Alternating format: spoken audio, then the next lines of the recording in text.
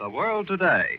The Columbia Broadcasting System presents a complete summary of all the important news of the world and reports from Columbia's correspondents in important world capitals. Tonight, we shall hear from Albert Warner in Washington and from Bob Trout, direct by transatlantic shortwave radio from the British capital.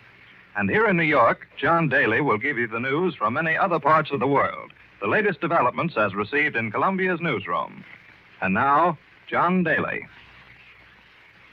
There were many major developments today at home and abroad. The headlines: Germans claim victory in the Crimea. Russians report gains around Moscow and Leningrad. President Roosevelt signs the neutrality law amendments. Captive coal mine strike ties up production, and Congress prepares anti-strike legislation. Japanese envoys begin negotiations with the President and Secretary of State Hull. Captured Axis ships revealed as German merchantmen. Those are the highlights. Now here are the reports on the Russian war. Berlin and Moscow are both reporting victories tonight and speaking in superlatives of their accomplishments. The Germans claim their victories in the south. The Russians claim theirs in the north. A special communique from Adolf Hitler's headquarters said that the Nazis had captured the city of Kerch at the eastern end of the Crimea, and that the entire eastern part of the peninsula is now in German possession. The Nazis added that they had taken over 100,000 prisoners, and military spokesmen in Berlin declared that their army might strike across the Kerchensky Straits into the Caucasus without pausing to mop up the Crimea.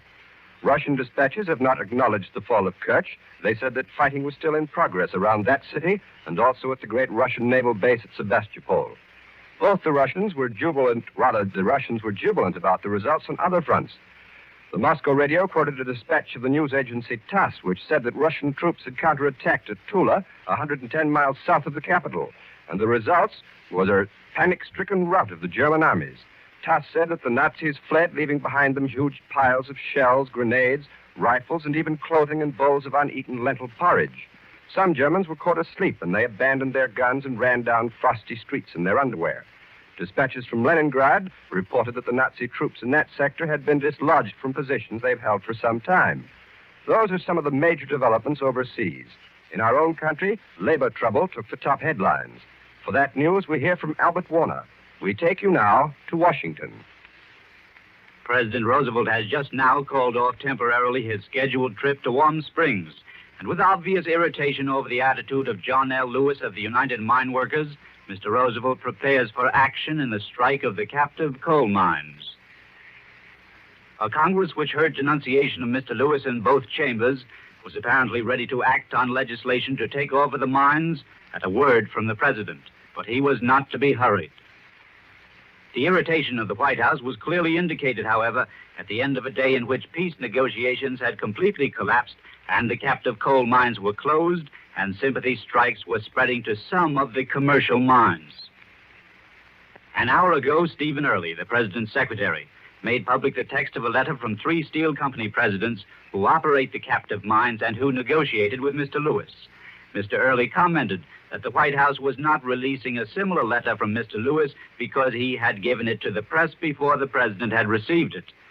As if to emphasize the White House sentiments toward Mr. Lewis, Mr. Early then handed out an exchange of messages between the President and another union leader, Daniel Tobin of the AFL Teamsters.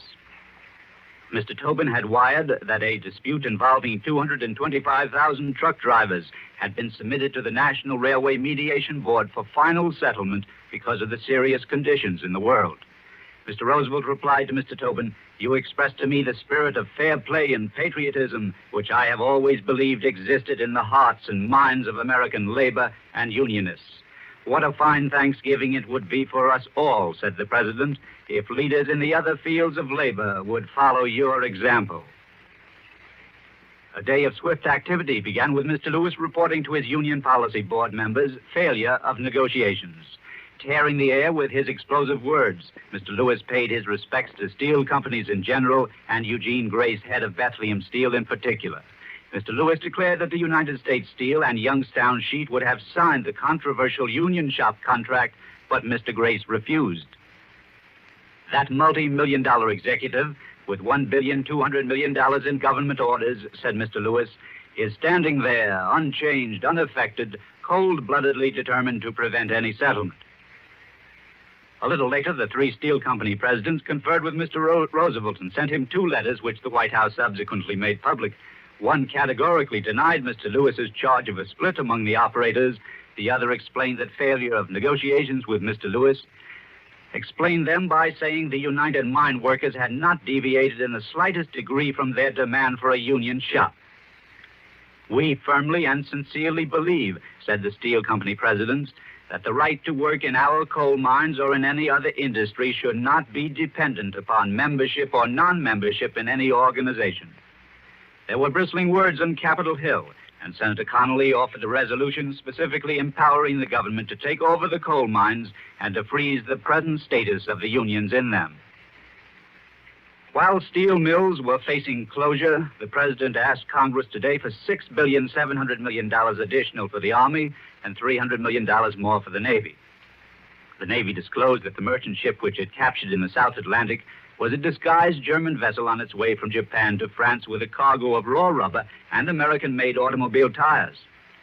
It was with the handicap of domestic labor troubles hanging over the White House that the president went into conference on the critical Far Eastern situation today with Secretary of State Hull and the special Japanese envoy, Saburo Kurusu. They talked for 1 hour, double the scheduled time.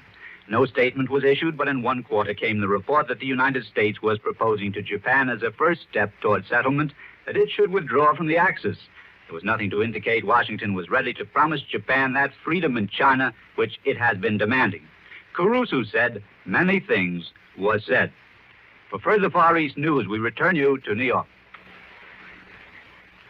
While Japan's envoys in Washington were talking about peace, reports from Shanghai said that Tokyo had asked the government of Indochina to admit 50,000 more Japanese troops. These forces, declared the Japanese, are needed for the defense of the French colony, but Indochina has not yet sent a formal reply. The addition of 50,000 troops would give the Japanese an army of about 100,000, which would be about 2.5 times as many as the Indochina government agreed to admit last July. In spite of that agreement, the Japanese are said to have more than their quota in the colony already and are rushing in still more. They are also staging realistic war games within rifle shot of the border of Thailand. In Tokyo, a member of the House of Representatives, Gotaro Ogawa, called upon the Japanese government to put the entire strength of the nation on a war footing. He said that all expenses should be subordinated to military costs. He declared that nothing must stand in the way of Japan's Far Eastern program. He said it is right for Japan to try to tide over this crisis through diplomatic means.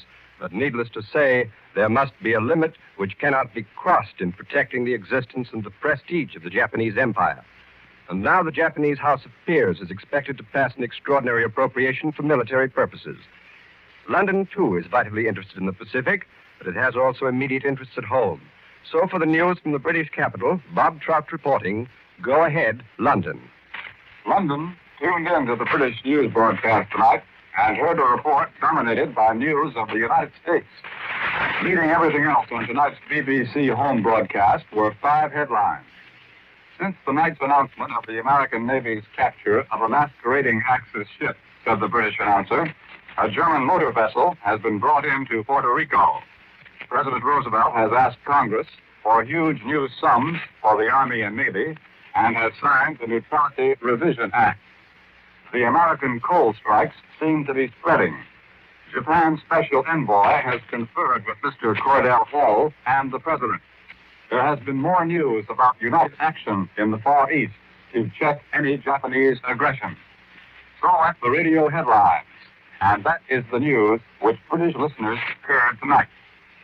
The reports here said that the German vessel was loaded with a large quantity of raw rubber as well as American-made automobile tires. This seems to support opinions which have been recently expressed here that the Germans are more worried about rubber than about oil. About the coal strikes, the British public has no very clear idea. Most people here cannot sit together Philip Murray's Detroit speech yesterday with John L. Lewis's strike call. That puzzles them, and so does the CIO-AFL feud. They don't understand the terms collective bargaining and closed shop, but when you explain them, they will tell you that workers in Britain have had those things for more than a generation. They don't have them now. A war is on. but the government has solemnly promised, and a steady flow of government speakers keeps on promising, that when the war is won, the rights and privileges of labor will be restored. The way government spokesmen usually express it is, we must give up our liberties now so that we will have liberties to enjoy after the war. There was considerable surprise here when Russian ambassador to the United States, Litvinov, American ambassador to Russia, Steinhardt, and Sir Walter Monckton turned up at the Tehran airport in the plane from Kuibyshev.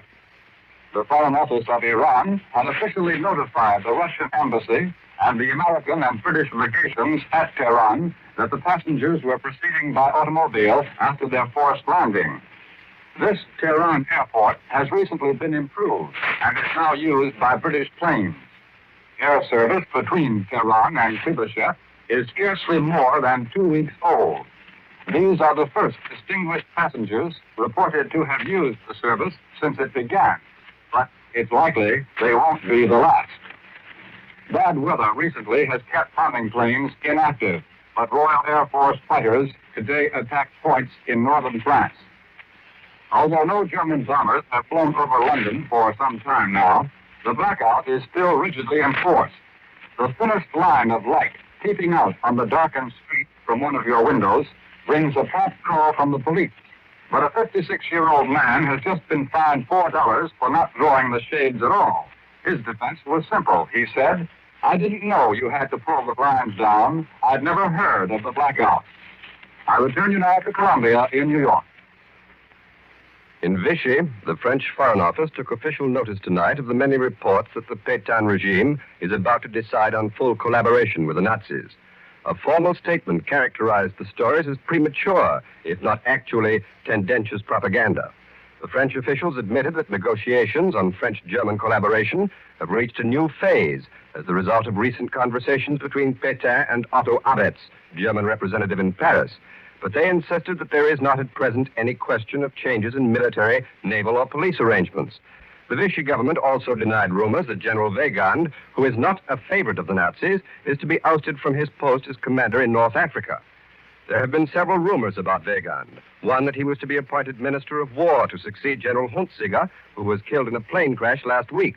Another that Vichy intended to get him away from the European scene by appointing him ambassador to the United States. Still another that General Dentz, who fought against the British and the Free French in Syria, was to get his post in North Africa. But all these reports, said Vichy, are incorrect. Vichy also denied that French troops would be placed at the disposal of the Germans, that French troops under German command would be permitted to occupy the Bordeaux region, and that there would be a change in important French military commands. And that's the story of developments, or the lack of developments, in Vichy. The Germans are also planning to extend their civil administration into Russia. Dr. Alfred Rosenberg has been given the job of restoring public order and public life, as the Nazis put it, in the occupied Russian territories and in the Baltic states. And the theories of Rosenberg give the Russians an idea of what they may expect under Nazi rule. For Rosenberg is an arch enemy of communism and Judaism, and the originator of the ideologies of the Nazi Party. It was Rosenberg who drew up the Nazi program of religion, a program that calls for elimination of anything that conflicts with National Socialism, that substitutes Mein Kampf for the Bible and the German sword for the cross. It was Rosenberg who convinced Hitler that the pre-World War type of anti-Semitism could be imported into Germany.